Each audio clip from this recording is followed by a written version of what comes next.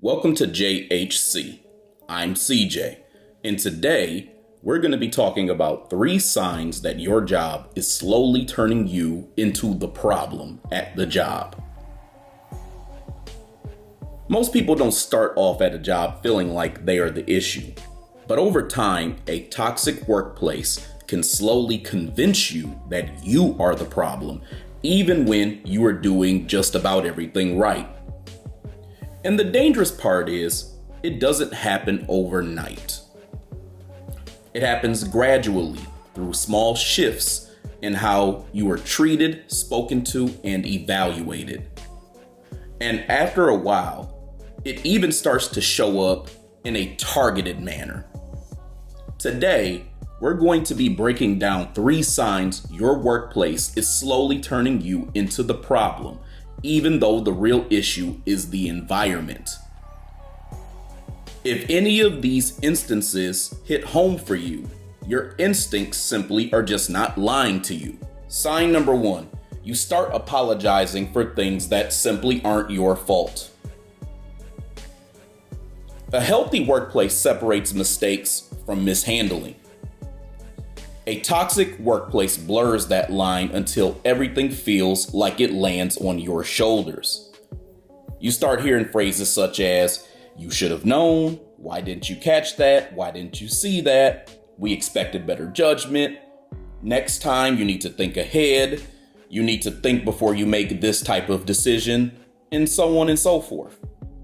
Meanwhile, nobody gave you proper training, clear instructions, reasonable timelines, or the full context in the work that you are doing. But somehow, the blame still finds its way to you. And here's what happens psychologically. You get gaslit to a certain extent.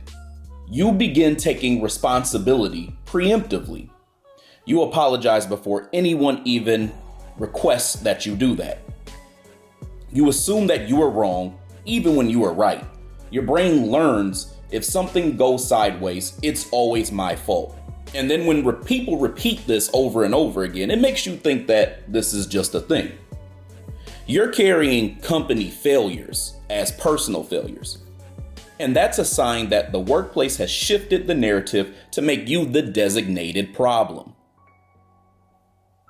And then it turns eventually into what I call damned if you do, damned if you don't, which can really mentally break a person. It's like no matter what you do, you are always the one who is wrong. No matter if you move left, no matter if you move right, no matter if you move up, no matter if you move down.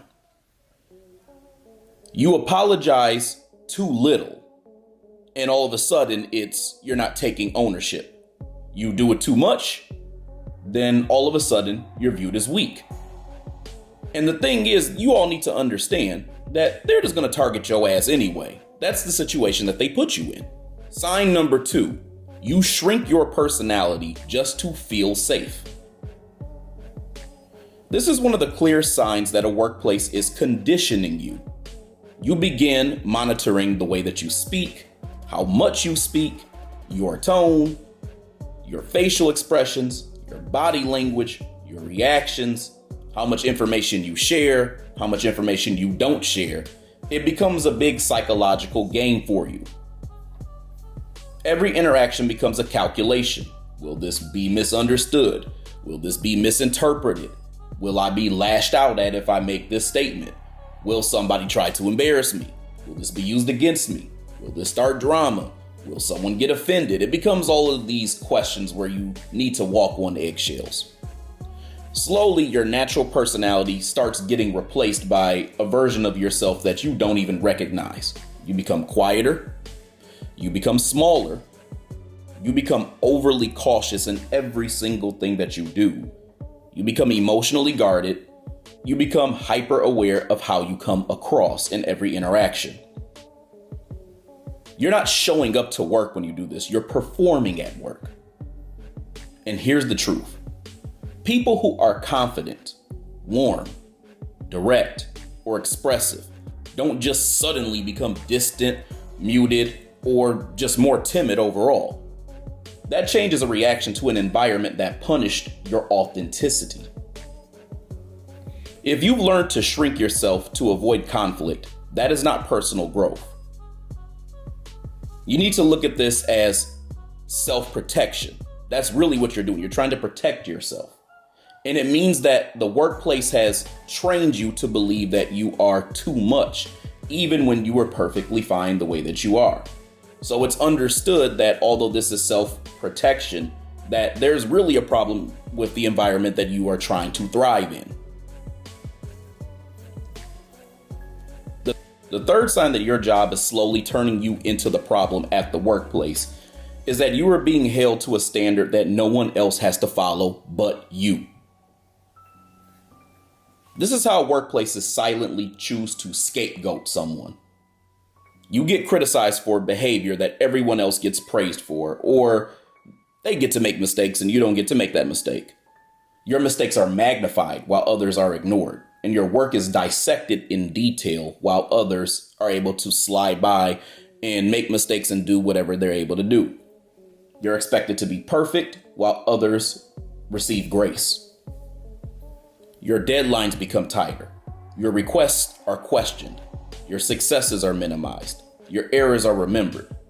It's almost like you're micro-analyzed every minute on the minute, no matter what you do. And if you speak up, they call you sensitive. They call you defensive. They call you difficult. This creates what psychologists call identity distortion. You start believing you are underperforming when in reality, you're outperforming everyone around you under twice the scrutiny. Being held to inconsistent expectations tricks you into thinking you're not enough, you can't keep up, you must be the reason why things are going wrong, you need to work harder to prove yourself, and all these other things. But no amount of effort will fix an environment that decided you are the issue before you even opened your mouth. You need to understand that this environment is already broken. When a workplace slowly turns you into the problem, the signs aren't always loud. They show up in your behavior. They show up in your self-esteem. And they end up showing up in your sense of stability. You start apologizing for things that aren't your fault. You shrink your personality to avoid conflict. You're held to impossible standards that no one else has to meet but you. And all these other crazy things happen. If you've internalized these patterns, understand this. Your job didn't identify a problem. Your job created one. And then they blamed you for reacting like a regular ass human being. You are not the issue. You're the target of a dysfunctional environment. We need to get back to a point where we actually look at things from a systemic standpoint instead of saying, how can people properly navigate in something that's already really fucked up? You are in a targeted dysfunctional environment, bottom line. And once you see that clearly, you can start taking your power back. And to be honest, in some cases, it may not even be possible. Many cases, even it's not. If you are not able to take your power back at all, get out while you can, because as you can see, the job will change you before you are able to ever change it. This was another episode of JHC. I'm CJ, and I'll talk to you later.